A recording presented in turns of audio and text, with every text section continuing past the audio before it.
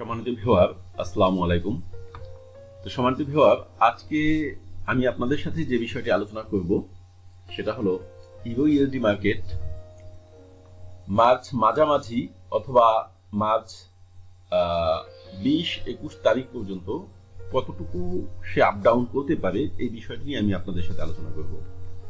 তো সম্মানিত ভিউয়ার, আমি গত ক্লাসে আমি যেই বিষয়গুলো আপনাদের সাথে আলোচনা করেছিলাম, আমি ব্যক্তিগতভাবে প্লেলিস্ট যে আমি ডাউন লেভেলটা আপনাদের যেই পর্যন্ত বলেছিলাম ঠিক ওই লেভেলটাই মার্কেট টাচ করেছে।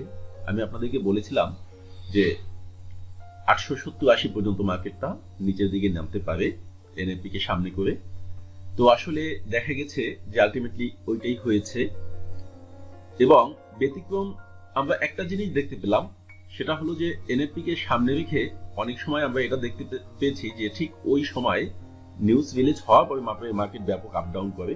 কিন্তু এই সপ্তাহে আমরা এটা দেখতে পেলাম এই মাসে, সেটা হলো যে এনএফপি মানে হওয়ার অনেক আগে থেকেই মার্কেট ব্যাপক হারে ডাউনে চলে আসছে। আমি যে লেভেলগুলো আপনাদেরকে বলেছিলাম ঠিক ওই লেভেল পর্যন্ত মার্কেট পৌঁছেছে।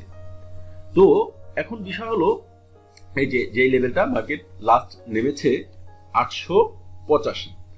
তো আমি এই 885 কথা আপনাদেরকে বলে দিয়েছিলাম যে 885 লেভেল পর্যন্ত মার্কেট নামতে পারে।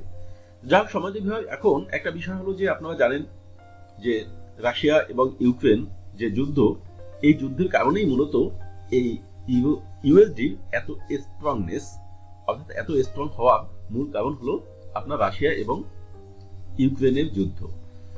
তো সমাজে বিষয়, এখানে আরেকটা বিষয় হলো যে এই যুদ্ধটা কিন্তু সহজে থেমে যাচ্ছে না, এবং ইউএসডিটাও সহজে উইক হচ্ছে না।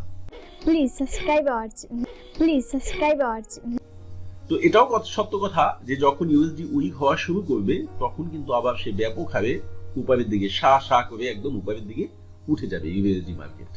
তো এই অবস্থাটা হয়তো আমাদের বেশ কিছু সময় লাগতে পারে, কারণ যতটুকু মনে হচ্ছে এখন পর্যন্ত যে মানে জটিলতা দিন দিন বাড়ছে, এবং যুদ্ধ আসলে যে কোনো সময় হুট করে থেমে যাওয়ার কোনো সম্ভাবনা আমরা এখনো দেখছি না।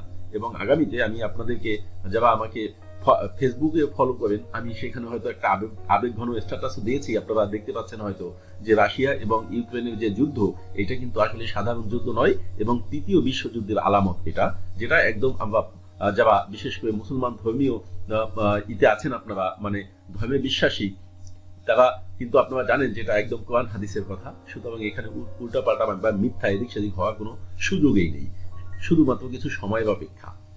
তো সম্মানিত ভিউয়ার, যা হোক এটা অন্য আলোচনা। তো আমি আপনাদের সাথে যে বিষয়টা নিয়ে এখন আলোচনা করছি, যে মার্কেট বর্তমান যে পজিশনে রয়েছে, যে পজিশনে মার্কেট থেমে গেছে, অর্থাৎ আপনারা দেখতে পাচ্ছেন যে 935 বা 36-এ মার্কেটটা ক্লোজ হয়েছে। এই জায়গা থেকে মার্কেট কতটুকু আপে যাবে বা কতটুকু ডাউনে যাবে, এই বিষয়টি নিয়ে আমি আপনাদের সাথে আলোচনা করব। তো এখানে আরেকটা বিষয় হলো, আরেকটা উল্লেখযোগ্য একটা বিষয় আমি আপনাদেরকে বলছি, সেটা হলো আপনারা দেখতে পাচ্ছেন যে বাই এবং সেলের ভিতরে কিন্তু যথেষ্ট স্প্রেডের ব্যবধান রয়েছে, এবং এটা থাকাটাই স্বাভাবিক, কারণ এরকম সিচুয়েশনে এটা থাকে। এবং এটা নিয়ে কেন থাকে, এটা নিয়ে প্রয়োজনে আমি অন্য একটা ক্লাস দিব, এখন একটা ক্লাসে এটা আলোচনা করা সম্ভব হবে না। আরও একটা বিষয় হলো যে গত ক্লাসে আপনারা দেখেছেন যে মার্কেট যখন ওপেন হয়েছে তখন ব্যাপক ব্যবধান হয়ে কিন্তু মার্কেটটা ওপেন হয়েছে। যেমন এই যে এরকম একটা গ্যাপিং দিয়েছে। আপনাদেরকে এই কথাটাও আমি আমার আলোচনা শুরু আগেই বলে দিই যে এই সপ্তাহেও কিন্তু আপনারা এরকম দেখতে পারবেন যে বড় ধরনের একটা গ্যাপিং দিয়ে মানে মার্কেটটা ওপেন হতে পারে, সেটা নিচেও হতে পারে, উপরেও হতে পারে।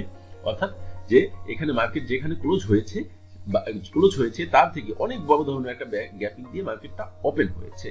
ঠিক আছে, এটা প্রায় হয়। যারা নতুন তারা হয়তো ব্যাপারটা আশ্চর্য হবেন, কিন্তু পুরাতন যারা আছেন, অর্থাৎ যারা মোটামুটি কিছুটা এক্সপিরিয়েন্স নিয়েছেন মার্কেট থেকে, তারা হয়তো এই বিষয়টা জানেন যে মার্কেটে যখন বড় ধরনের একটা প্রবলেমের সৃষ্টি হয় তখন এরকম গ্যাপিং করে মার্কেট ওপেন হয়। সেই জন্যই আমি আপনাদেরকে প্রতিটা ক্লাসে বলে থাকি যে আপনারা ব্যাপক ব্যাকআপ দেখে আপনারা ট্রেডগুলো ওপেন করবেন, ব্যাকআপের কোনো বিকল্প ফরেক্স মার্কেটে নেই। তো যাই হোক সম্মানিত ভিউয়ার, এখন আমি আপনাদেরকে অনেক কথা বলে ফেলছি, অবশ্যই সবাই ক্ষমা করবেন, অতিরিক্ত কথা হয়ে গেছে মেবি। তো আমি মূল আলোচনায় চলে যাচ্ছি। তো মূল আলোচনার যে বিষয়টা সম্মানিত ভিউয়ার, সেটা হলো আমাদের মার্কেট যে পজিশনে রয়েছে, এই পজিশন থেকে তার সাপোর্ট লেভেল এবং রেজিস্ট্যান্স লেভেল কোথায় কি হতে পারে, এই বিষয়টি আমরা দেখতে চাই বা বুঝতে চাই। তো সম্মানিত ভিউয়ার, এখান থেকে মার্কেট, আমি আবারও একই কথা বলবো যে মার্কেট এখান থেকেও ডাউনমুখী হওয়ার সম্ভাবনা রয়েছে এবং ডাউনের দিকেই হয়তো চলে যাবে। সেই ক্ষেত্রে যদি ডাউনের দিকে চলে যায় তাহলে সেই ক্ষেত্রে তার পরবর্তী সাপোর্ট লেভেলটা কোথায় রয়েছে এই বিষয়টা নিয়ে আমি আপনাদের সাথে আলোচনা করছি। তো এর পরবর্তী সাপোর্ট লেভেল আমি গত ক্লাসে বলেছিলাম যে পর্যন্ত যাবে না, তবু আপনাদেরকে একটু দেখিয়ে দিয়েছিলাম যে এই পর্যন্ত যদি ওই লেভেলটা ভাঙিয়ে এই পর্যন্ত যেতে পারে সেটা হলো 770 বা 80, অর্থাৎ বর্তমান যেখানে মার্কেট রয়েছে এই জায়গা থেকে মার্কেট পরবর্তী তার লেভেলটা রয়েছে 770 বা 80। এই লেভেলে তার জন্য ভালো মোটামুটি ভালো একটা সাপোর্ট লেভেল রয়েছে। যদি ওই সাপোর্ট লেভেলটা মার্কেট ভাঙতে পারে বা ভেঙে ফেলে সেই ক্ষেত্রে মার্কেট ওই জায়গা থেকে চলে যেতে পারে আবার 700 লেভেল পর্যন্ত বা 700 লেভেল বা 720-30 ইত্যাদি। আর ওই লেভেলটা যদি ভাঙে তাহলে মার্কেট ওই জায়গা থেকে মার্কেট চলে যেতে পারে 635 বা 650 এই লেভেলটা। তবে এই লেভেলটা আপনাদের কাছে অনেক ব্যবধান মনে হলেও আমার কাছে খুব একটা বেশি ব্যবধান মনে হচ্ছে না এবং এই লেভেলগুলো ভাঙ্গা মার্কেটের জন্য খুব একটা কঠিন হবে না। এবং আমার কাছে যেটা মনে হয় যে এই যুদ্ধটা যদি মোটামুটি এটা কোনো সলিউশন না হয় তাহলে কিন্তু মার্কেট ইউরো-ইউএসডি দেখা যাবে যে আমরা জানি, আমরা বহু বছর যাবতই জেনে আসছি যে ইউএসডি থেকে ইউরোর প্রাইসটা বেশি থাকে, কিন্তু আমরা হয়তো এই অবস্থাটা দেখবো যে ভেঙে ফেলেছে। ঠিক আছে, সিস্টেমটা সম্পূর্ণ উল্টা হয়ে যাবে এবং কি হবে এই ব্যাপারে আমি পরবর্তী ক্লাসগুলোতে আমি বলবো। আর আমি আজকের যে ক্লাসটা মূলত আপনাদেরকে আজকের যে আলোচনাটা আমি করছি এটা আমি 20-30 তারিখ 20-25 তারিখ পর্যন্ত করছি এই কারণে যে আমি আগামী সপ্তাহটা হয়তো একটু বিজি থাকবো, পার্সোনাল বা একটা ট্যুর আছে আমার, এই জন্য যার কারণে আমি হয়তো আগামী সপ্তাহে আমি কোনো ভিডিও আপনাদেরকে দিতে পারবো না। তো এখানে এই কারণে আমি অ্যাডভান্স কথাটা বলে রাখি যে এই লেভেলটা যদি ভেঙে ফেলে তাহলে কিন্তু মার্কেট মোটামুটি আরো বেশ পড়ে যাবে, অনেক পড়ে যাবে। সেই ক্ষেত্রে আপনারা প্রস্তুত থাকবেন। এবং সর্বশেষ এখান থেকে প্রতিটা লেভেল ধরে না ধরে আমি সর্বশেষ একটা লেভেলের কথা আপনাদেরকে বলি, সেটা হলো যে আপনাদের 310-15 এরকম একটা লেভেলে মার্কেট চলেও যেতে পারে আগামী সপ্তাহ পর্যন্ত যদি এই যুদ্ধের কোনো না হয়, সলিউশন না হয়, এটা যদি ইন্টারন্যাশনালি। আর এটা সলিউশন হওয়াটা কতটুকু আছে, সম্ভাবনা আছে, এটা আপনাদের ফরেক্স মার্কেটকে অ্যানালাইসিস করে দরকার নাই, এটা আপনারা বিভিন্ন সংবাদ মাধ্যম থেকেই আপনারা নিতে পারবেন, এমনকি বাংলাদেশের বিভিন্ন পত্রিকা থেকে চ্যানেল থেকেও আপনারা কিন্তু এটা সংবাদটা কালেক্ট করতে পারবেন।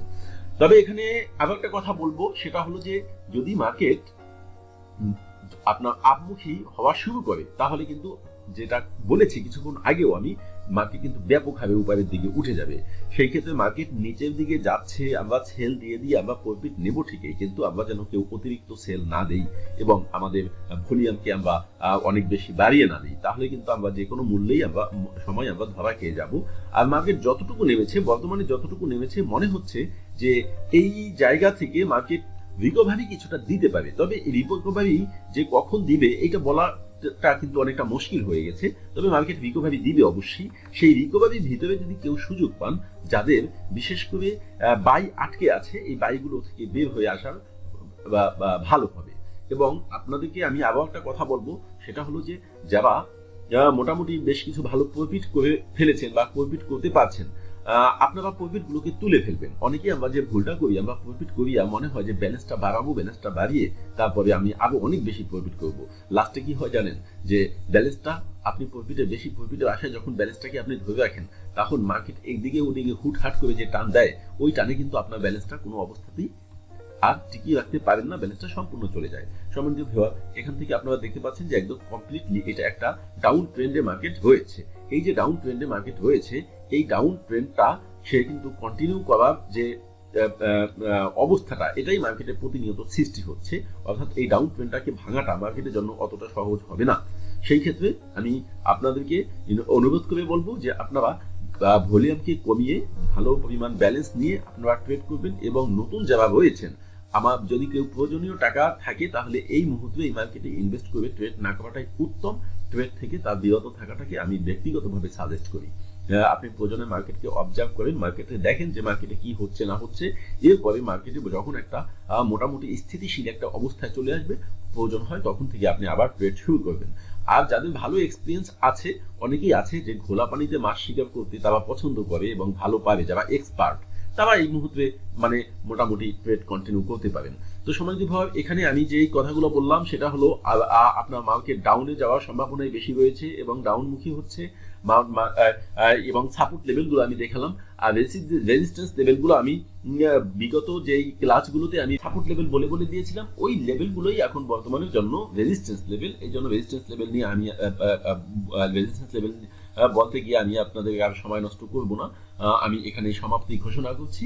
তবে উপর থেকে যদি কেউ মনে করেন যে না রেজিস্ট্যান্স লেভেলটা আমি বুঝছি না, তাহলে আমার বিগত ভিডিওটা আপনারা একটু দেখে নিতে পারেন। আর বিগত ভিডিওটা যদি কেউ দেখেন তাহলে তার মধ্যে আরো বেশ কিছু ইনফরমেশন আছে, ওই ইনফরমেশনগুলো আপনাদের জন্য কার্যকরী হবে বলে আমার কাছে মনে হচ্ছে।